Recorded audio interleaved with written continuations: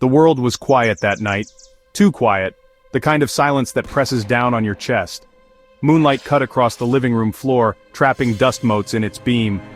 The old grandfather clock had stopped ticking hours ago. Its silence was deafening. I was curled on the sofa, a half-read book on my lap, mind drifting.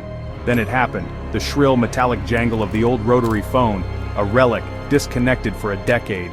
The ringing was violent, insistent, clawing at the quiet. My heart leaped. It couldn't be ringing, it was impossible. Yet the sound continued, echoing through the house, a summons from beyond reason. Every instinct told me not to answer, but curiosity won. I crossed the floor, hand trembling as I lifted the cold, heavy receiver. The world fell silent once more. The silence after the ringing was worse, a heavy, suffocating blanket that descended the moment the shrill sound ceased. It was a silence pregnant with anticipation, a void that seemed to hum with unseen energy, a void where the impossible sound had been, a space where logic and reason seemed to dissolve into nothingness. It was a terrifying emptiness, far more unsettling than any noise could ever be. I held the receiver to my ear, the cold plastic a stark contrast to the sudden heat that flared in my chest. My hand trembled slightly, a physical manifestation of the unease that was rapidly consuming me. For a moment, nothing but a faint hiss, a whisper of white noise that seemed to mock my heightened senses. It was the sound of nothing, the sound of emptiness, the sound of a world that had forgotten me. Relief washed over me, a fleeting wave of hope that threatened to extinguish the growing dread. Perhaps it was all a mistake, a trick of the mind brought on by exhaustion and paranoia. It had to be a mistake, a short circuit in the ancient wiring, a random surge of electricity causing a phantom ring. There was no other explanation, no logical reason for what had just occurred. I was about to hang up to sever the connection and banish the unsettling experience to the realm of forgotten nightmares, when a low crackle started, a subtle disturbance in the otherwise silent line, swelling into a roar of static, a cacophony of white noise that obliterated all other sounds. It was a wall of pure energy, a chaotic storm of interference that threatened to overwhelm my senses. The sound vibrated through my skull, a physical assault that resonated deep within my bones. It was a pain unlike any I had ever experienced, a searing, throbbing ache that threatened to shatter my sanity. Ancient and vast, as if traveling across an impossible gulf of time and space, bridging dimensions beyond human comprehension. It felt like a message from the edge of the universe, a signal from a source beyond our understanding. Then, through the static, a voice emerged, a fragile thread of sound struggling to break free from the overwhelming noise. It was a whisper in a hurricane, a beacon in the darkest night. Faint, distorted, barely audible above the relentless static, like a transmission from a distant galaxy struggling to reach our world. Neither male nor female, but something else entirely, an androgynous presence that defied categorization. It was a voice stripped of all identifying characteristics, a pure, unadulterated sound. It was simply a presence, an entity conveyed through sound, a disembodied consciousness reaching out from the unknown. Words clipped and rushed, punctuated by bursts of static, as if the speaker was fighting against some unseen force, struggling to deliver a message before being silenced forever. I tried to speak, to interrupt the flow of distorted words, but fear paralyzed me, locking my vocal cords and stealing my breath. I was trapped, a prisoner of the sound. The voice was a ghost, a spectral echo from another realm, and I was its unwilling audience, forced to listen to its cryptic pronouncements. The static ebbed and flowed, a breathing entity that controlled the flow of information, teasing me with glimpses of meaning before snatching them away, swallowing words then releasing them in disjointed fragments, creating a puzzle of sound that I desperately tried to solve. I struggled to listen, piecing together fragments of sentences, grasping at fleeting images conjured by the distorted words. It was like trying to catch smoke, an exercise in futility that I couldn't abandon. I knew, with chilling certainty, that I had to hear what it was trying to tell me, that the message contained a truth I couldn't ignore, a warning I had to heed, no matter the cost. The old phone shuddered in my hand, vibrating with an energy it shouldn't possess. A voice, distorted and fragmented, spoke in sharp bursts, cutting through the static like a knife through paper.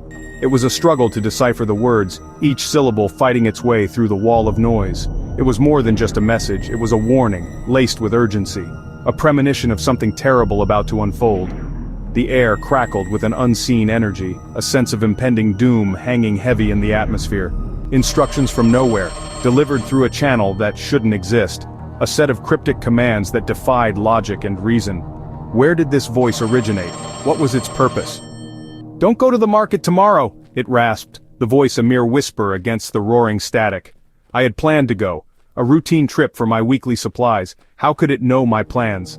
The thought sent a shiver down my spine. The static surged again, a deafening roar that threatened to overwhelm me. Then, the old clock tower, noon, it will fall at noon.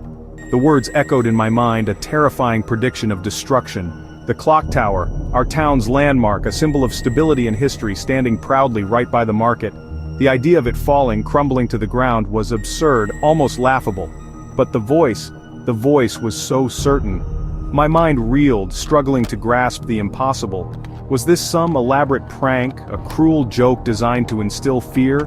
How did they make a disconnected phone ring, bridging the gap between worlds? The voice wasn't finished, its message far from complete.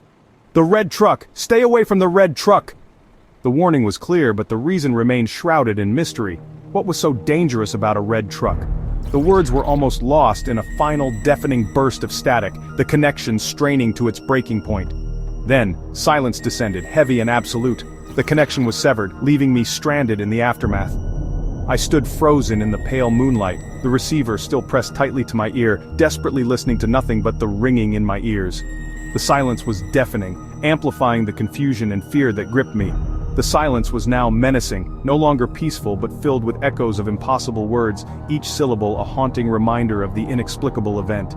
The room felt colder, the shadows deeper, the world felt tilted on its axis, my familiar living room suddenly alien and hostile. The comfortable surroundings had transformed into a stage for the unfolding nightmare. I was alone again, physically isolated, but the ghost of that voice lingered, a constant presence in the silence, whispering its warnings and impossible prophecies. The message from tomorrow had arrived, and my life would never be the same. I placed the receiver back in its cradle. The click felt like a coffin lid closing. My hand shook. The phone looked the same, just a dusty antique. I touched the disconnected cord. No explanation, no logic. I backed away, eyes never leaving the phone, expecting it to ring again. I slumped onto the sofa, mind racing. It had to be a dream. I pinched my hand, pain. I was awake. The message was so specific, so bizarre, yet the experience felt real.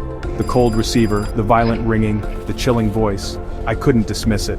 The call had breached my rational world, leaving a gaping hole. I replayed the call in my mind, searching for logic. Every path led to a dead end. The only thing left. I had received a call that should not have been possible. Sleep was impossible. The voice echoed in my mind. "The old clock tower, it will fall at noon." I saw images of bricks and gears tumbling down, chaos in the square, the red truck, a phantom harbinger. The night stretched on, an eternity of anxiety. Dawn brought no relief, only the approach of the deadline noon. Exhausted, I made coffee, staring out at a world that seemed too normal. The central question hammered at me. What should I do? Call the police? They'd think I was insane. I felt utterly alone, trapped with this terrible knowledge. My morning was a fog of indecision and fear. I paced the house, the phone a black toad on the table. I turned on the TV, local news, the clock tower standing tall. Seeing it made the prediction feel both insane and terrifying. Noon was approaching. I waited, dreading what might come. As morning wore on, dread solidified into panic. The kitchen clock raced toward noon. I couldn't sit still, glancing at the silent rotary phone. My options were useless.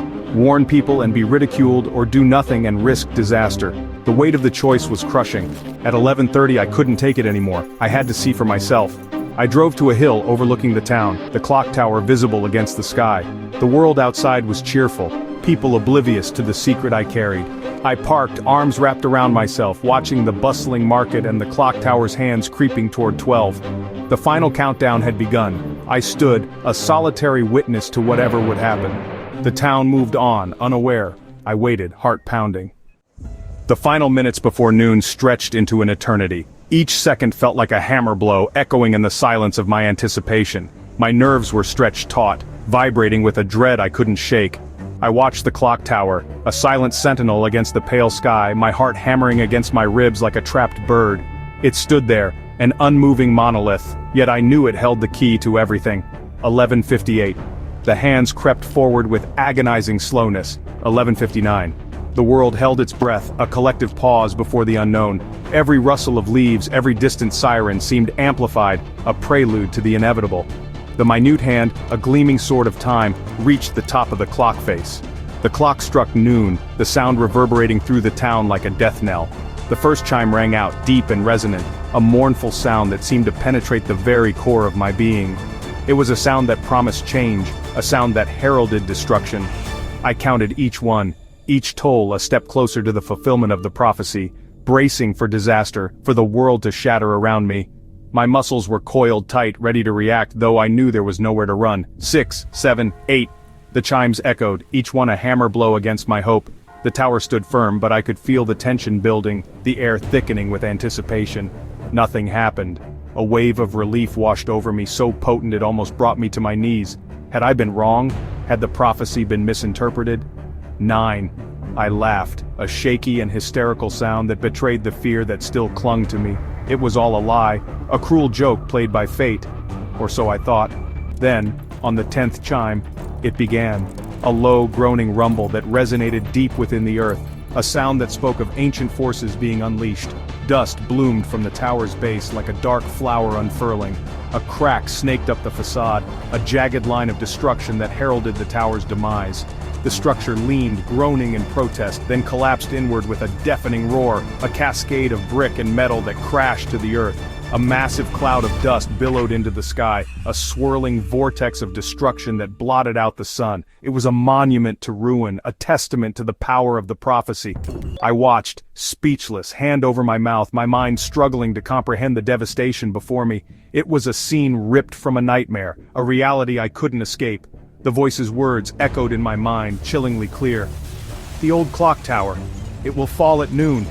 The prophecy, once a distant threat, had become a horrifying reality. Sirens wailed, their mournful cries piercing the air. Panic erupted below, a chaotic dance of fear and desperation. People ran blindly, seeking escape from the unfolding nightmare. Then I saw it, a red pickup truck, its vibrant color now muted by dust and debris, crushed beneath the weight of the fallen tower. It was a stark reminder of the prophecy's cruel precision. Stay away from the red truck. The prophecy was complete. Its final act played out in the twisted metal and shattered glass. The warning had been clear, but the tragedy unavoidable.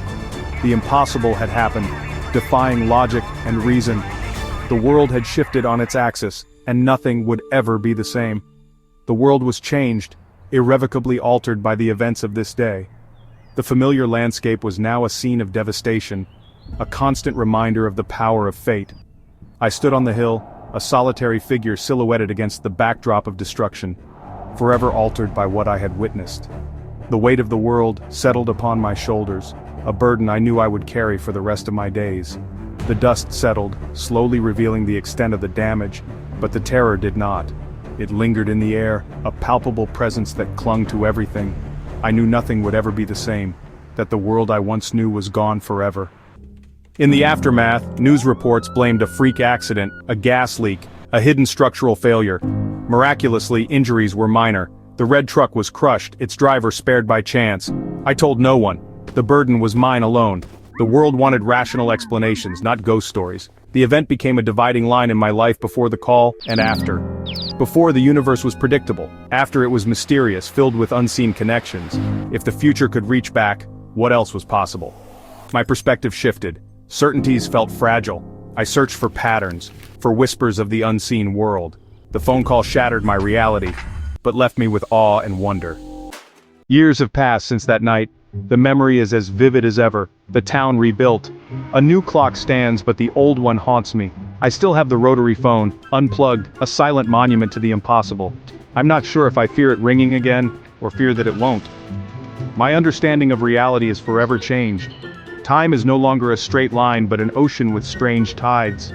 Sometimes a message breaks through, a bottle on a distant shore.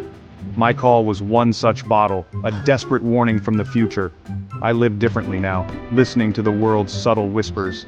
The call taught me we're part of a larger, mysterious story. The fear faded, replaced by wonder. Anything is possible. I am always listening for the next impossible thing, and I'm always listening.